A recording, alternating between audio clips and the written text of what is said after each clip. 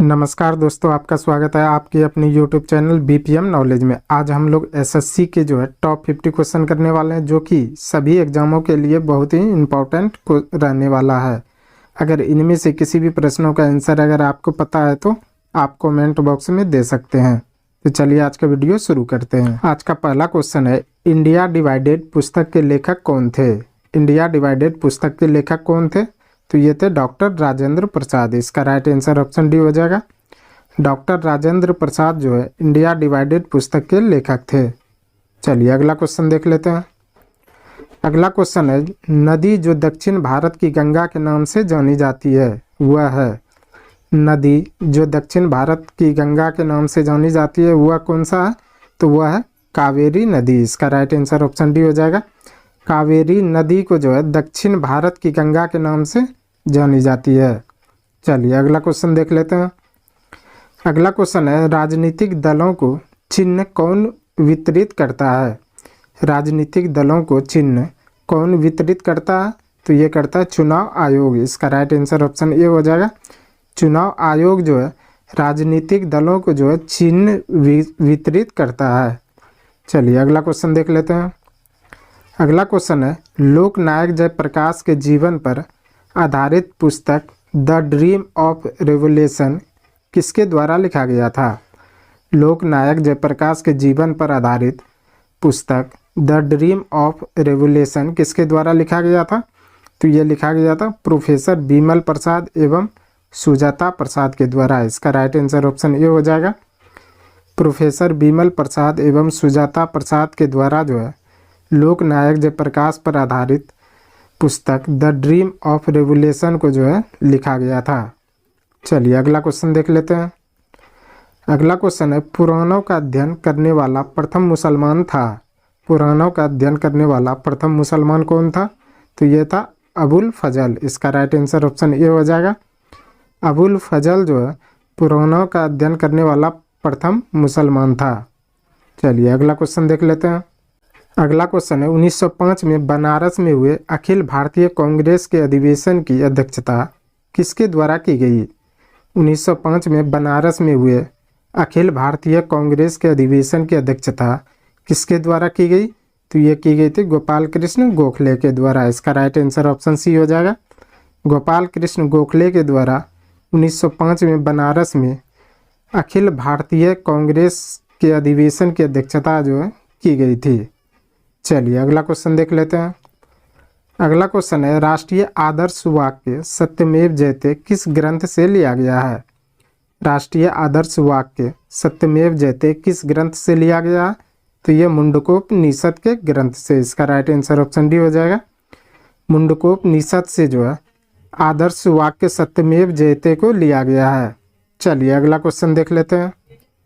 अगला क्वेश्चन है, महात्मा गांधी ने दांडी यात्रा कब प्रारंभ की थी? महात्मा गांधी ने दांडी यात्रा कब प्रारंभ की थी? तो यह की थी 12 मार्च 1930 को। इसका राइट आंसर ऑप्शन सी हो जाएगा। 12 मार्च 1930 को महात्मा गांधी ने दांडी यात्रा प्रारंभ की थी। चलिए अगला क्वेश्चन देख लेते हैं। अगला क्वेश्चन है, शैलकृत मंदिर कहाँ स्थित है? शैलकृत मंदिर कहाँ स्थित है? तो यह कैलाश मंदिर एलोरा में। इसका राइट आंसर ऑप्शन बी हो जाएगा। शैलकृत मंदिर कैलाश मंदिर एलोरा में स्थित है। चलिए अगला क्वेश्चन देख लेते हैं। अगला क्वेश्चन है, बिहार राज्य में शहरीकरण की दर कितनी है? बिहार राज्य में शहरीकरण की दर कितनी है? तो यह 11.29%। इसका राइट आंसर ऑप्शन सी हो जाएगा। 11.29% बिहार राज्य में शहरीकरण की दर है। चलिए अगला क्वेश्चन देख लेते हैं। अगला क्वेश्चन है, प्रसिद्ध तवांग मठ निम्नलिखित में से किस राज्य में स्थित है? प्रसिद्ध तवांग मठ निम्नलिखित में से किस राज्य में स्थित है? तो यह अरुणाचल प्रदेश में। इसका राइट आंसर ऑप्शन डी हो जाएगा। अरुणाचल प्रदेश में प्रसिद्ध तवांग मठ स्थित है। चलिए अगला क्वेश्चन देख लेते हैं। अगला क्वेश्चन है, 1591 में अकबर के प्रसिद्ध सेना अध्यक्ष राजा मान सिंह ने निम्नलिखित में से किस जनजाति को हराया था? 1591 में अकबर के प्रसिद्ध सेना अध्यक्ष राजा मान सिंह ने निम्नलिखित में से किस जनजाति को हराया था? तो ये हराया था चेरो जनजाति को। इसका राइट आंसर ऑप्शन सी हो जाएगा। चेरो जनजाति को जो है 1591 ईस्वी में अकबर के प्रसिद्ध सेना अध्यक्ष राजा मान सिंह ने जो है हराया था। चलिए अगला क्वेश्चन देख लेते हैं। अगला क्वेश्चन है समप्राय मैदान किससे संबंधित है? समप्राय मैदान किससे संबंधित है? तो यह है नदी से। इसका राइट आंसर ऑप्शन सी हो जाएगा। समप्राय मैदान जो है नदी से संबंधित है। चलिए अगला क्वेश्चन देख लेते हैं। अगला क्वेश्चन है गतिशील वैद्युत आवेश कौन पैदा करता है? गतिशील वैद्युत आवेश कौन पैदा करता है? तो ये करता है चुंबकीय क्षेत्र। इसका राइट आंसर ऑप्शन ये हो जाएगा। चुंबकीय क्षेत्र जो है गतिशील वैद्युत आवेश पैदा करता है। चलिए अगला क्वेश्चन देख लेते हैं। अगला क्वेश्चन है पादपों में मूल रोमों द्वारा जल जिस प्रक्रिया से अवशोषित किया जाता है वह कहलाती है। पादपों में मूल रोमों द्वारा जल जिस प्रक्रिया से अवशोषित किया जाता है वह क्या कहलाता है? तो वह कहलाता है परासरण। इसका राइट आंसर ऑप्शन डी हो जाएगा। परासरण जो है वह प्रक्रिया है जो मूल रोमों द्वारा जो है जल को जो है अवशोषित किया जाता है। चलिए अगला क्वेश्चन देख लेते हैं। अगला क्वेश्चन है निम्नलिखित में से किस कारण से वनों के विशाल क्षेत्र रखने की आवश्यकता होती है? निम्नलिखित में से किस कारण से वनों के विशाल क्षेत्र रखने की आवश्यकता होती है? तो ये होती है भूवैज्ञानिक संतुलन के लिए। इसका राइट आंसर ऑप्शन डी हो जाएगा। भूवैज्ञानिक संतुलन को बनाए रखने के लिए जो है वनों के विशाल क्षेत्र को रखना जो है अति आवश्यक होता है। चलिए अगला क्वेश्चन देख लेते हैं। अगला क्वेश्चन है वनस्पति तेलों को संतृप्त वसाओं में परिवर्तित करने के लिए किस गैस का प्रयोग किया जाता है? वनस्पति तेलों को संतृप्त वसाओं में परिवर्तित करने के लिए किस गैस का प्रयोग किया जाता है? तो ये H2 का। इसका राइट आंसर ऑप्शन ए हो जाएगा। हाइड्रोजन गैस का जो है वनस्पति तेलों को संतृप्त वसाओं में परिवर्तित करने के लिए जो है प्रयोग किया जाता है। चलिए अगला क्वेश्चन देख लेते हैं। अगला क्वेश्चन है ब्लीचिंग पाउडर का रासायनिक नाम क्या है? ब्लीचिंग पाउडर का रासायनिक नाम क्या है? तो यह है कैल्शियम हाइपोक्लोराइड। इसका राइट आंसर ऑप्शन बी हो जाएगा। कैल्शियम हाइपोक्लोराइड जो है यह ब्लीचिंग पाउडर का रासायनिक नाम है। चलिए अगला क्वेश्चन देख लेते हैं। अगला क्वेश्चन है प्रकाश किरण पुंज जो अत्यंत दिशिक हो क्या कहलाती है? प्रकाश किरण पुंज जो अत्यंत दिशिक हो क्या कहलाता है? तो यह कहलाता है लेजर। इसका राइट आंसर ऑप्शन डी हो जाएगा। लेजर जो है प्रकाश किरण पुंज जो अत्यधिक दिशिक हो वह लेजर कहलाता है। चलिए अगला क्वेश्चन देख लेते हैं। अगला क्वेश्चन है निम्नलिखित में से कौन द्वितीयक प्रदूषक है?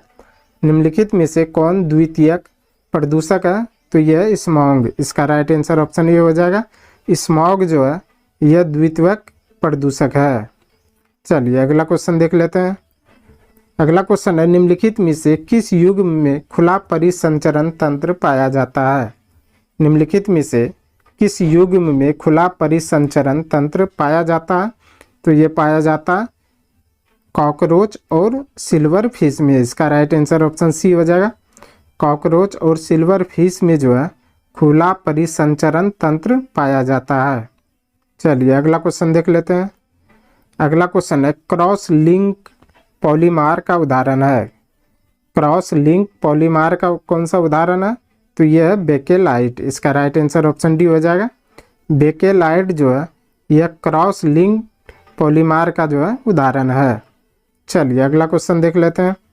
अगला क्वेश्चन है किसी विलगित परमाणु के नाभिक के केंद्र और बाह्यतम कोश के बीच की दूरी क्या कहलाता है?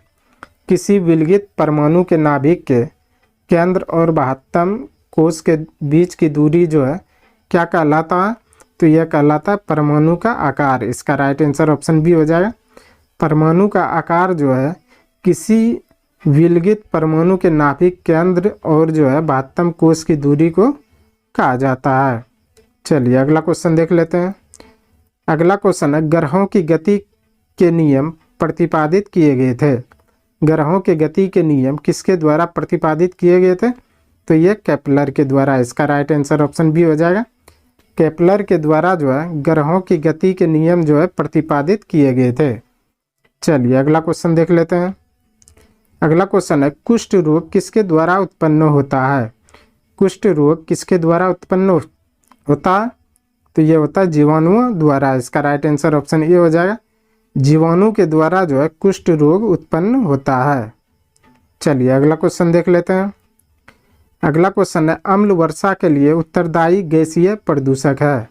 अम्ल वर्षा के लिए उत्तरदायी गैसीय प्रदूषक कौन सा है? तो यह सल्फर डाइऑक्साइड। इसका राइट आंसर ऑप्शन डी हो जाएगा। सल्फर डाइऑक्साइड जो है अम्ल वर्षा के लिए उत्तरदायी गैसीय प्रदूषक है। चलिए अगला क्वेश्चन देख लेते हैं। अगला क्वेश्चन है, जीन द्वारा किसका नियंत्रित होता है? जीन द्वारा किसका नियंत्रित होता? तो ये होता है आनुवंशिकता, न कि प्रोटीन संश्लेषण का। इसका राइट आंसर ऑप्शन ए हो जाएगा। आनुवंशिकता न कि प्रोटीन संश्लेषण का जो है जीन के द्वारा नियंत्रित होता है। चलिए अगला क्वेश्चन देख लेते हैं। अगला क्वेश्चन है, निम्नलिखित में से कौन सी गैस वायुमंडलीय प्रदूषक है? निम्नलिखित में से कौन सी गैस वायुमंडलीय प्रदूषक है? तो यह सल्फर डाइऑक्साइड। इसका राइट आंसर ऑप्शन सी हो जाएगा। सल्फर डाइऑक्साइड जो है यह गैस वायुमंडलीय प्रदूषक है। चलिए अगला क्वेश्चन देख लेते हैं। अगला क्वेश्चन है, एगार किससे प्राप्त किया जाता है? एगार किससे प्राप्त किया जाता है? तो ये शैवाल से। इसका राइट आंसर ऑप्शन ए हो जाएगा। एगार जो है शैवाल से प्राप्त किया जाता है। चलिए अगला क्वेश्चन देख लेते हैं। अगला क्वेश्चन है, पिछड़े एवं विकासशील देशों के लिए रोलिंग प्लान का सुझाव किसके द्वारा दिया गया था? पिछड़े एवं विकासशील देशों के लिए रोलिंग प्लान का सुझाव किसके द्वारा दिया गया था? तो ये दिया गया था जी मिर्डल के द्वारा। इसका राइट आंसर ऑप्शन ए हो जाएगा। जी मिर्डल के द्वारा जो है पिछड़े एवं विकासशील देश के लिए रोलिंग प्लान का सुझाव दिया गया था। चलिए अगला क्वेश्चन देख लेते हैं। अगला क्वेश्चन है, निम्नलिखित में से किस लोक नृत्य का संबंध असम राज्य से नहीं है? निम्नलिखित में से किस लोक नृत्य का संबंध असम राज्य से नहीं है? तो यह बधाई। इसका राइट आंसर ऑप्शन डी हो जाएगा। बधाई जो है यह लोक नृत्य जो है असम राज्य से नहीं है। नट पूजा, चंगोली और बिहू ये तीनों जो है असम राज्य का नृत्य है। चलिए अगला क्वेश्चन देख लेते हैं। अगला क्वेश्चन है, निम्न में से कौन अर्थशास्त्री राष्ट्रीय आय पर दूरगामी कार्य किए? निम्न में से कौन अर्थशास्त्री राष्ट्रीय आय पर दूरगामी कार्य किए? तो ये किए थे VKRV राव ने। इसका राइट आंसर ऑप्शन डी हो जाएगा। VKRV राव ने जो है यह अर्थशास्त्री थे जिसने राष्ट्रीय आय पर जो है दूरगामी कार्य किए थे। चलिए अगला क्वेश्चन देख लेते हैं। अगला क्वेश्चन है, अंतर्राष्ट्रीय तिथि रेखा कौन सा है? अंतर्राष्ट्रीय तिथि रेखा कौन सा है? तो यह 180 डिग्री देशांतर। इसका राइट आंसर ऑप्शन डी हो जाएगा। 180 डिग्री देशांतर जो है यह अंतर्राष्ट्रीय तिथि रेखा है। चलिए अगला क्वेश्चन देख लेते हैं। अगला क्वेश्चन है, कोणार्क मंदिर में किस देवता की मूर्ति है? कोणार्क मंदिर में किस देवता की मूर्ति है? तो यह सूर्य देवता की। इसका राइट आंसर ऑप्शन ए हो जाएगा। कोणार्क मंदिर में जो है सूर्य देवता की मूर्ति है। चलिए अगला क्वेश्चन देख लेते हैं। अगला क्वेश्चन है, भारतीय संविधान का कौन सा अनुच्छेद राज्य सरकार को ग्राम पंचायत के गठन का निर्देश देता है? भारतीय संविधान का कौन सा अनुच्छेद राज्य सरकार को ग्राम पंचायत के गठन का निर्देश देता है? तो ये देता अनुच्छेद 40। इसका राइट आंसर ऑप्शन ए हो जाएगा। अनुच्छेद 40 जो है यह भारतीय संविधान राज्य सरकार को ग्राम पंचायत के गठन का निर्देश देता है। चलिए अगला क्वेश्चन देख लेते हैं। अगला क्वेश्चन है, अवध राज्य को किसने ब्रिटिश भारत में विलय किया था? अवध राज्य को किसने ब्रिटिश भारत में विलय किया था? तो यह लॉर्ड डलहौजी ने। इसका राइट आंसर ऑप्शन सी हो जाएगा। लॉर्ड डलहौजी ने जो है ब्रिटिश भारत को राज्य में विलय किया था। चलिए अगला क्वेश्चन देख लेते हैं। अगला क्वेश्चन है, मिट्टी और पत्थर के टुकड़े का पहाड़ी की तल की ओर गमन करना क्या कहलाता है? मिट्टी और पत्थर के टुकड़े को पहाड़ी की तल की ओर गमन करना क्या कहलाता है? तो यह कहलाता है मृदा अपरदन। इसका राइट आंसर ऑप्शन ए हो जाएगा। मृदा अपरदन जो है मिट्टी और पत्थर के टुकड़े को पहाड़ी की तल की ओर गमन करना कहलाता है। चलिए अगला क्वेश्चन देख लेते हैं। अगला क्वेश्चन है प्यूर्टो रिको खाई निम्नलिखित में से किस महासागर में स्थित है? प्यूर्टो रिको खाई निम्नलिखित में से किस महासागर में स्थित है? तो यह अटलांटिक महासागर में। इसका राइट आंसर ऑप्शन सी हो जाएगा। अटलांटिक महासागर में जो है प्यूर्टो रिको खाई जो है स्थित है। चलिए अगला क्वेश्चन देख लेते हैं। अगला क्वेश्चन है वुशवेल्ड घास स्थल कहाँ पाए जाते हैं? वुशवेल्ड घास स्थल कहाँ पाए जाते हैं? तो ये पाए जाते हैं दक्षिण अफ्रीका में। इसका राइट आंसर ऑप्शन सी हो जाएगा। दक्षिण अफ्रीका में जो है वुशवेल्ड घास स्थल पाए जाते हैं। चलिए अगला क्वेश्चन देख लेते हैं। अगला क्वेश्चन है सूर्य से दूरी के अनुसार सबसे अंतिम ग्रह कौन सा है? सूर्य से दूरी के अनुसार सबसे अंतिम ग्रह कौन सा? तो यह नेपच्यून। इसका राइट आंसर ऑप्शन सी हो जाएगा। नेपच्यून जो है यह सूर्य की दूरी के अनुसार सबसे अंतिम ग्रह है। चलिए अगला क्वेश्चन देख लेते हैं। अगला क्वेश्चन है मौर्य वंश का अंतिम शासक कौन था? मौर्य वंश का अंतिम शासक कौन था? तो ये था बृहदत्त। इसका राइट आंसर ऑप्शन डी हो जाएगा। बृहदत्त जो है यह मौर्य वंश का अंतिम शासक था। चलिए अगला क्वेश्चन देख लेते हैं। अगला क्वेश्चन है यात्री इब्न बतूता कहाँ से आया था? यात्री इब्न बतूता कहाँ से आया था? तो ये मोरक्को से आया था। इसका राइट आंसर ऑप्शन ए हो जाएगा। यात्री इब्न बतूता जो है यह मोरक्को से आया था। चलिए अगला क्वेश्चन देख लेते हैं। अगला क्वेश्चन है किस राज्य की अर्थव्यवस्था को मनी ऑर्डर अर्थव्यवस्था कहा जाता है? किस राज्य की अर्थव्यवस्था को मनी ऑर्डर अर्थव्यवस्था कहा जाता है? तो ये कहा जाता है उत्तराखंड को। इसका राइट आंसर ऑप्शन डी हो जाएगा। उत्तराखंड के राज्य व्यवस्था को जो है मनी ऑर्डर अर्थव्यवस्था कहा जाता है। चलिए अगला क्वेश्चन देख लेते हैं। अगला क्वेश्चन है म्यांमार का प्रमुख धर्म कौन सा है? म्यांमार का प्रमुख धर्म कौन सा है? तो यह बौद्ध धर्म है। इसका राइट आंसर ऑप्शन सी हो जाएगा। बौद्ध धर्म जो है यह म्यांमार का प्रमुख धर्म है। चलिए अगला क्वेश्चन देख लेते हैं। अगला क्वेश्चन है मौलिक अधिकारों को लागू करने के लिए किस न्यायालय द्वारा जारी किया जाता है? मौलिक अधिकारों को लागू करने के लिए क्या न्यायालय द्वारा जारी किया जा सकता है? तो ये रिट जारी करता है। इसका राइट आंसर ऑप्शन सी हो जाएगा। रिट जो है मौलिक अधिकारों को लागू करने के लिए जो है न्यायालय द्वारा जारी किया जाता है। चलिए अगला क्वेश्चन देख लेते हैं। अगला क्वेश्चन है कहाँ के वृक्ष वर्ष में कम अथवा अधिक समय के लिए पत्तियों में रहित हो जाते हैं? कहाँ के वृक्ष वर्ष में कम अथवा अधिक समय के लिए पत्तियों में रहित हो जाते हैं? तो ये पर्णपाती वन में। इसका राइट आंसर ऑप्शन डी हो जाएगा।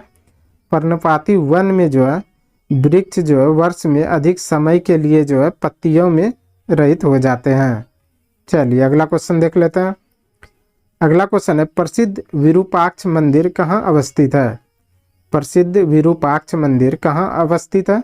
तो ये हम्पी में। इसका राइट आंसर ऑप्शन बी हो जाएगा। हम्पी में जो है प्रसिद्ध विरूपाक्ष मंदिर जो है अवस्थित है। चलिए अगला क्वेश्चन देख लेते हैं। अगला क्वेश्चन है हम्पी निम्नलिखित में से किसके उत्तरी तट पर स्थित है? हम्पी निम्नलिखित में से किसके उत्तरी तट पर स्थित है? तो ये तुंगभद्रा के उत्तरी तट पर। इसका राइट आंसर ऑप्शन ए हो जाएगा। हम्पी जो है तुंगभद्रा के उत्तरी तट पर जो है स्थित है। चलिए अगला क्वेश्चन देख लेते हैं।